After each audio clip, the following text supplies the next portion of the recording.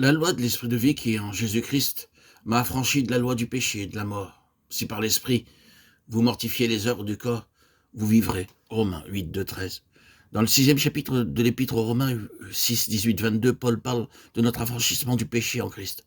Notre mort au péché en Christ nous affranchit de la domination du péché.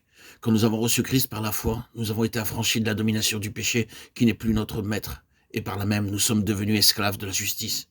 Dans le 7e chapitre 7, 1, 6, il parle de notre affranchissement de la loi. La force du péché vient de la loi. La délivrance du péché et de la loi vont de pair. Délivrés de la loi, nous sommes devenus un avec Christ afin que nous servions Dieu dans un esprit nouveau. 7, 4, 6. Dans ces deux chapitres, Paul présente l'affranchissement du péché et de la loi comme une réalité objective, comme une vie qui nous est offerte en Christ et que nous devons recevoir et conserver par la foi. En vertu du développement graduel que suit la vie chrétienne, le croyant qui est scellé du Saint-Esprit doit réaliser cette union avec Christ et marcher ainsi par la puissance de l'Esprit. Mais quant à l'expérience individuelle, presque tous les croyants doivent reconnaître que même après avoir saisi ce que Paul nous enseigne ici, leur vie n'est pas encore ce qu'ils voudraient. Ils éprouvent avec douleur la vérité de l'expérience retracée dans la seconde moitié de Romains 8.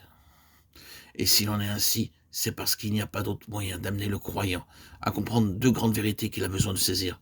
D'abord, l'entière incapacité de la volonté humaine à produire et pratiquer la justice divine, à observer la loi de Dieu qui lui enjoint l'obéissance, et ensuite l'absolue nécessité de recevoir en lui le Saint-Esprit, seule force capable de faire marcher l'enfant de Dieu. C'est cette dernière vérité que nous enseigne la première moitié de Romains 8. La vie chrétienne telle qu'elle se développe chez le croyant et telle que Paul l'a décrit dans cet épître offre divers degrés d'avancement. Les chapitres 6 et 7 décrivent la vie de la foi. Le chapitre 8 mentionne pour la première fois le Saint-Esprit et nous enseigne que c'est seulement quand il entre en nous, quand nous le recevons pour qu'il nous vivifie et nous fasse marcher, que nous pouvons jouir pleinement des richesses de grâce qui sont à nous en Christ.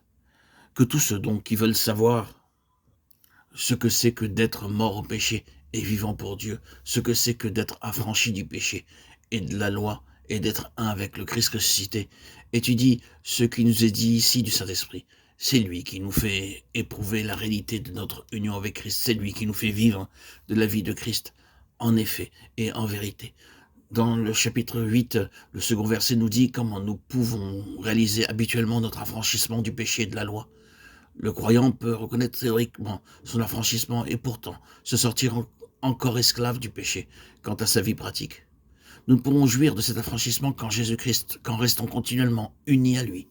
Ceci est si complètement l'œuvre de Dieu en nous qu'il faut pour réaliser cette liberté que l'Esprit de Dieu habite en nous et que nous consentions à le laisser agir.